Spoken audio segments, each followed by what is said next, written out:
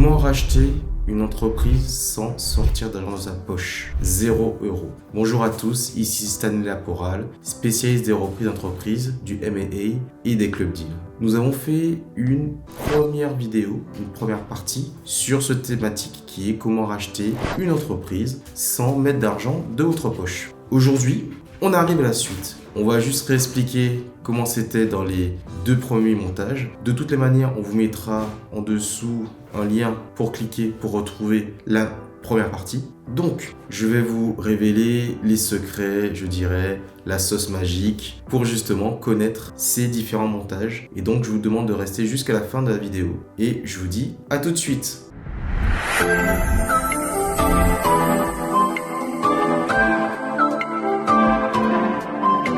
Dans la première partie de la vidéo, je vous ai mentionné en fait 2 méthodes qu'est le crédit vendeur. Donc le crédit vendeur qui consiste à faire l'entreprise qui est cible, donc celle qui est la cible, c'est qu'on va racheter, payer pour vous en fait le prix de la cession, d'accord?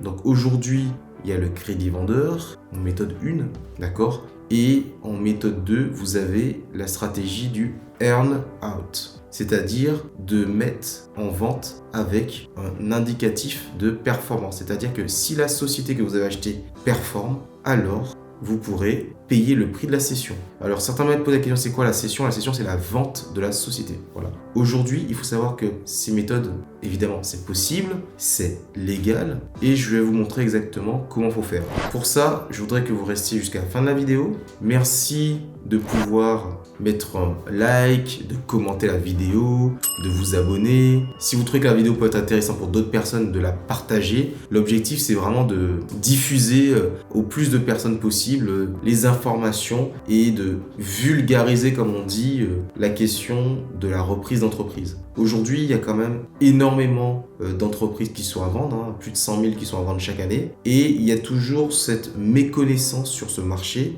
et aussi cette méconnaissance sur le fait que vous pouvez racheter l'entreprise sans mettre d'argent de votre poche. On pense toujours un petit peu comme certaines personnes qui se disent « oui, mais moi je vais racheter un bien immobilier en passant forcément par la banque ». Eh ben oui, on n'est pas obligé d'acheter un bien immobilier en passant forcément également par la banque. Il y a toujours plusieurs solutions. Donc si vous voulez obtenir plus d'informations, trouver des solutions, surtout cliquez sur s'abonner, activez la cloche, comme ça vous pourrez suivre lorsqu'il y a une prochaine vidéo qui sort, et surtout laissez un commentaire en plus avec ces mots qui peuvent être 0 apport. L'objectif pour moi, c'est de pouvoir booster l'algorithme de YouTube, ce qui va permettre de propulser ma vidéo et de faire qu'il y ait un maximum de personnes qui puissent obtenir ces informations sur la reprise d'entreprise. Et toutes ces stratégies qui sont méconnues du grand public et qui sont aujourd'hui utilisées notamment par des grands groupes. Pensez vraiment à booster la chaîne pour moi et faire que d'autres personnes puissent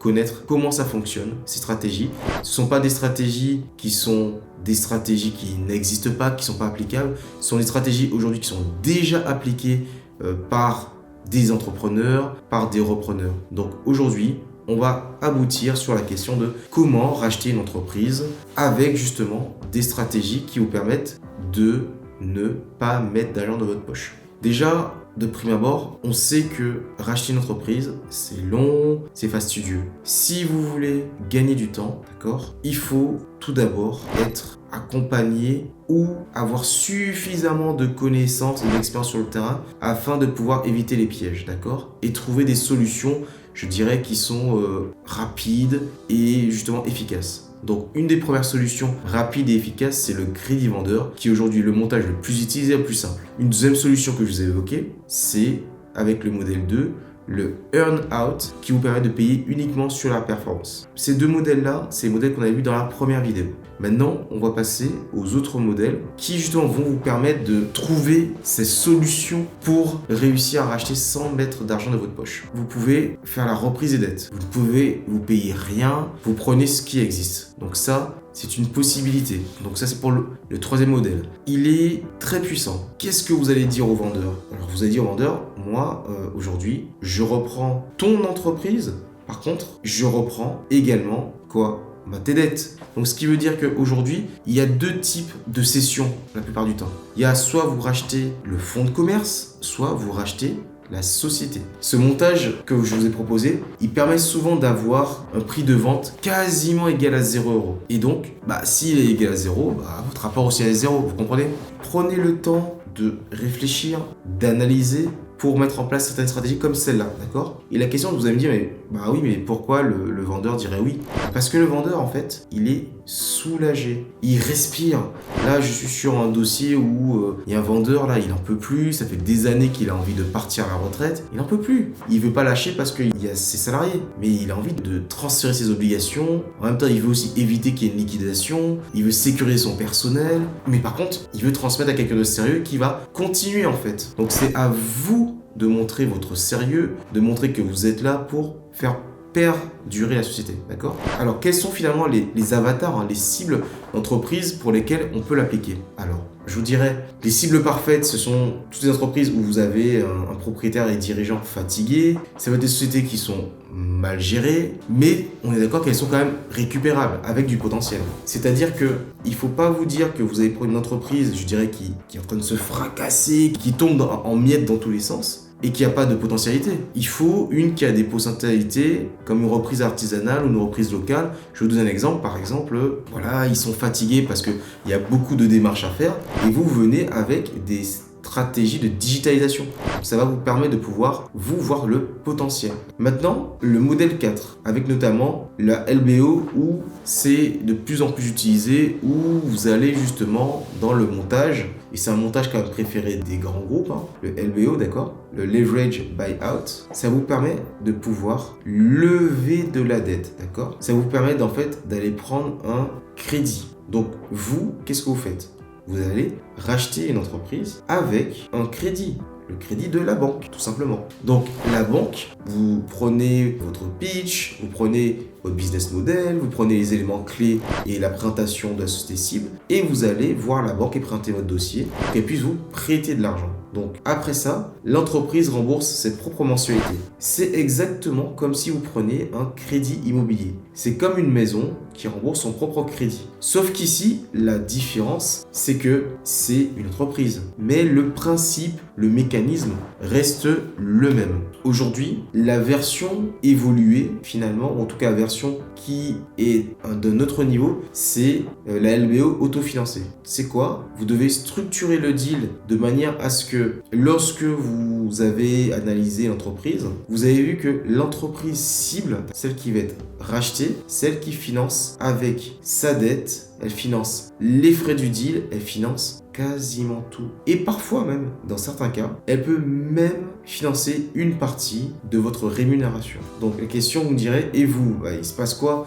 Pourquoi? En fait, vous n'avez mis pas d'apport, vous n'avez mis aucun argent. La stratégie qui est employée notamment avec la banque, et notamment cette structure-là, d'accord, elle peut vous permettre de pouvoir viser encore plus haut. Il faut se dire que on est dans des dynamiques où il faut mettre il y a de la négociation, des stratégies en place. Tous ces différents modèles se font avec la négociation et des allers-retours avec le cédant en fonction de la cible d'entreprise, du porteur de vente, tout ça se fait, d'accord? Vous pouvez aussi également, on a vu la banque, mais vous pouvez aussi passer par un financement dans un club deal. C'est un modèle que moi j'utilise énormément actuellement en France et dans les dom-tom, où vous allez identifier un deal solide et vous allez décider de structurer le dossier.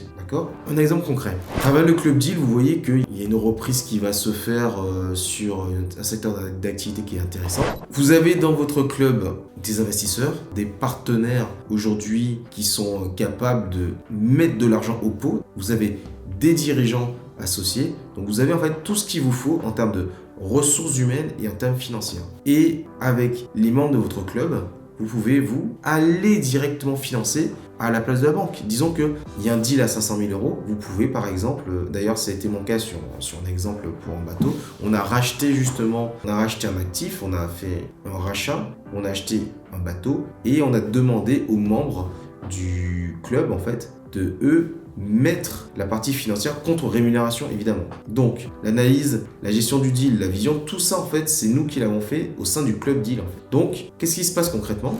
Les investisseurs ils apportent le capital, les garanties ou les fonds propres. Donc il faut toujours qu'il y ait une personne par contre qui chapeaute le deal et qui puisse vérifier que tout se passe bien au niveau des transmissions d'informations et à la fin de qui va prendre et qui va mettre tel montant, d'accord? Après, en échange de tout ça, vous obtenez quoi?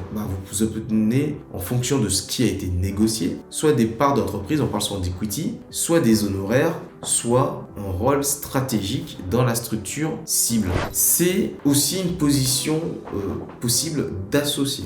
Vous voyez bien, il y a encore cette manière de pouvoir, à travers une structuration de club deal, réussir à racheter une entreprise sans mettre votre argent. C'est la définition même de utiliser l'argent des autres pour créer votre propre empire. C'est ce que font beaucoup de personnes à travers l'immobilier, notamment quand ils ont des LBO, ou certains promoteurs qui ont besoin d'avoir des assureurs privés pour leur financement. Donc aujourd'hui, toutes ces solutions, elles sont justement amenées par d'autres personnes que vous. Je vais vous présenter encore deux derniers modèles. Le modèle 6 concernant le financement basé sur les actifs, payé avec ce que l'entreprise possède. J'en parle rapidement parce que c'est un modèle qui est très peu connu et pourtant il est très puissant, voire ultra puissant. Là aujourd'hui on a un dossier en cours là, de 4,5 millions en Bretagne, dans le BTP, et l'entreprise a 650 000 euros de patrimoine immobilier net. Qu'est-ce qu'on va faire? En général, qu'est-ce qu'on fait quand on analyse l'entreprise cible? On va utiliser des leviers comme ses stocks, ses machines,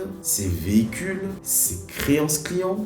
On parle des éléments d'actifs en fait qui sont dans la société et son immobilier. Donc moi je vais donner l'exemple de l'immobilier où il y a, je crois que c'est 650 000 euros net de patrimoine immobilier, d'accord? Donc qu'est-ce qu'on fait? On va discuter avec des partenaires et des organismes financiers, des partenaires ou des organismes financiers qui peuvent eux prêter de l'argent en vous mettant en garantie les actifs de société cible, d'accord?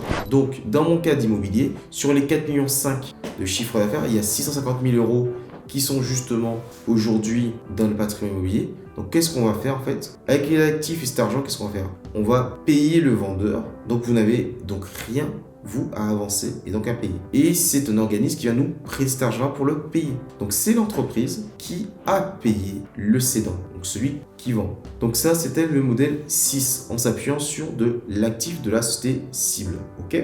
Pour terminer, le modèle 7, le montage le plus puissant, la triple combinaison. Je vous ai expliqué tout à l'heure qu'on peut faire un modèle, plus un modèle, plus un modèle. Je vous ai dit dans la précédente vidéo que moi, par exemple, j'étais sur une vente où c'était 50% comptant, donc on paye tout de suite, 50% en earn-out, et donc c'est la performance. Mais souvent, le must du must, c'est le montage le plus puissant, celui qui permet de racheter une entreprise, d'accord? Vous rachetez l'entreprise sans argent. C'est-à-dire que vous pouvez prendre du 50% crédit vendeur et 50% earn-out. Par exemple, vous ne mettez pas de caution, pas de garantie, pas de risque personnel. Et on a un dossier où il y avait en vente sur 250 000 euros de prix de cession, d'accord? On a combiné à la fois du crédit vendeur à hauteur de 200 000 euros et on a mis 50 000 euros en earn-out. Donc ça veut dire que en fonction du résultat. Ça nous a permis quoi en fait? Ça nous a permis de ne pas avoir à décaisser de l'argent et faire que l'entreprise cible, c'est elle qui payait le cédant. Aujourd'hui, ce montage est le plus efficace pour justement reprendre l'entreprise. Quand on sait bien l'utiliser, quand évidemment on a bien travaillé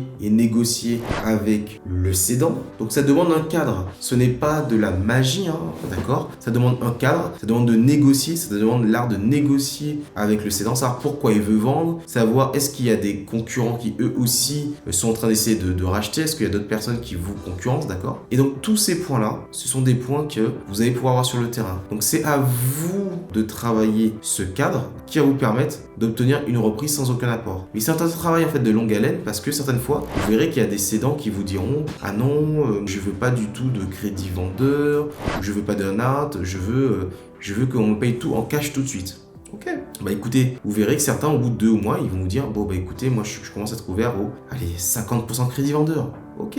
Donc en fait, c'est un travail de longue haleine pour justement faire que vous puissiez obtenir la meilleure stratégie d'achat pour vous. Aujourd'hui, en conclusion, je vous ai expliqué que pour racheter une entreprise sans sortir d'argent de votre poche, ces modèles sont utilisés tous les jours. Maintenant, c'est à vous de pouvoir, vous aussi, utiliser ce modèle. Donc, soyez vraiment vigilants, soyez pragmatiques, soyez actifs, d'accord? Donc, aujourd'hui, quand vous aurez affaire à, je dirais, la bonne valorisation, donc quand vous aurez négocié le prix de vente d'une ou de groupes d'entreprises que vous souhaitez racheter, vous allez après réfléchira, ok, bah maintenant, je sais que j'ai bien le bon prix qui était négocié, allez, 300 000 euros, 500 000 euros, 1 million d'euros, 2 millions d'euros, 5 millions, 10 millions d'euros. Maintenant, comment je structure mon financement? Est-ce que je vais faire du mixte avec du crédit vendeur et du earn-out? Est-ce que j'ai du mix avec du comptant? Parce que il veut forcément, certains vont peut-être forcément vous dire non, mais il faut quand même payer un minimum. Payer un petit peu de comptant et après du crédit vendeur ou du earn-out, ou des deux en fait. 10%